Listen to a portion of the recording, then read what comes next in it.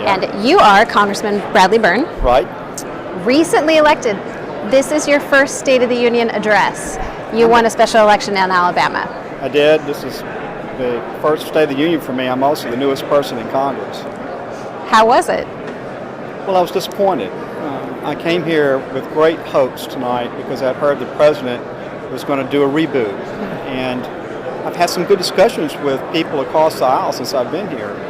And I was encouraged by what I heard from them. But what I heard tonight was just more of the same. I didn't hear a reboot. I certainly didn't hear him reaching out very much to my side of the aisle. A couple of pokes in the eyes.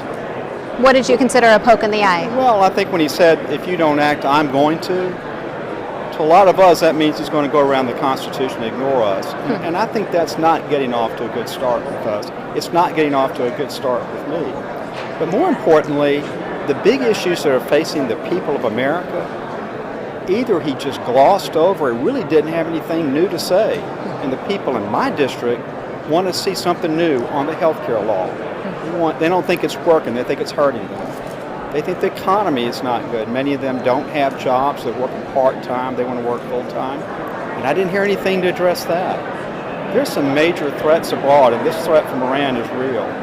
And it seems to me like he just doesn't get that. But overall, I thought the speech just didn't have any oomph to it. And it really sounded like he's sliding over to being the lame duck to me. So Republicans will be gathering for their retreat on the Eastern Shore starting tomorrow afternoon. Roll Call's leadership reporter Emma Dumaine is going to be there, so make sure to look for her. She'll be doing a lot of reporting from there. But how do you go from here? What do you do policy-wise? The president is challenging you to do something. You don't necessarily want him to go around Congress, and you're concerned about the constitutionality of that. So how do Republicans come up with a plan? Because you do agree that you want to move America forward and help get people back to work and help people achieve that American dream. Well, first of all, on the health care law, we do have a proposal, a couple of proposals actually, to replace the president's health care law with something that we think will work. So when he says that we really haven't done that, that's really not accurate. I'm a co-sponsor of one of those bills, and I think he needs to sit down and talk with us about those instead of just saying, you're not doing anything. On the economy, we know what will work. We've got to get these taxes and regulations off of businesses. Let businesses start hiring again. We don't need more unemployment benefits. We need more employment for our people. People don't want the government to give them money. People want a job.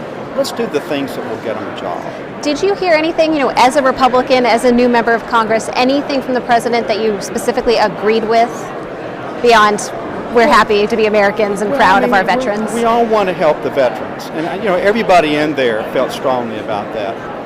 Everybody in that body wants to make sure that every person in America gets a right to go and vote when it's time for them to vote.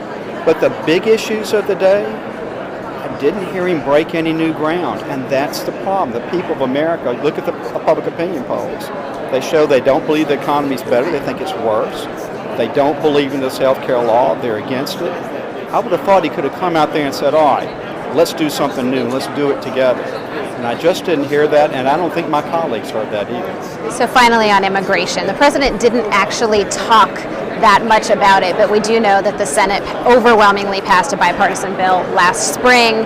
House Republicans seem to be pretty divided on this issue. Some people want to see a piecemeal approach. Some people don't want to vote on it at all. Some people want to see a comprehensive plan.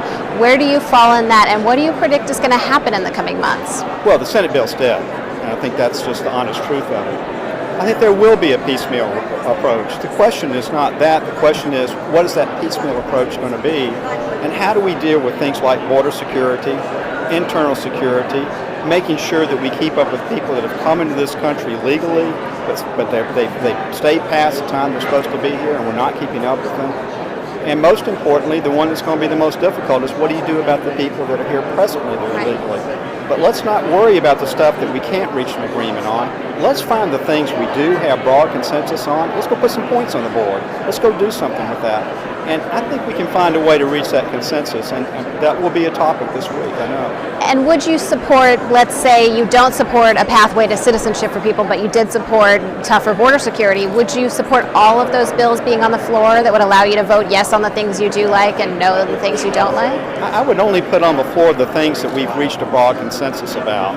Because what I've learned through my other public services is that success builds on success. And if you get some success on some of these immigration bills, then maybe that builds the groundwork on which we can go forward and get success on others. Congressman Bradley Byrne, newly elected Republican from Alabama, thank you very much for joining RollCall.com's first ever live stream from the Statuary Hall after the State of the Union. Thanks so much. Thank you.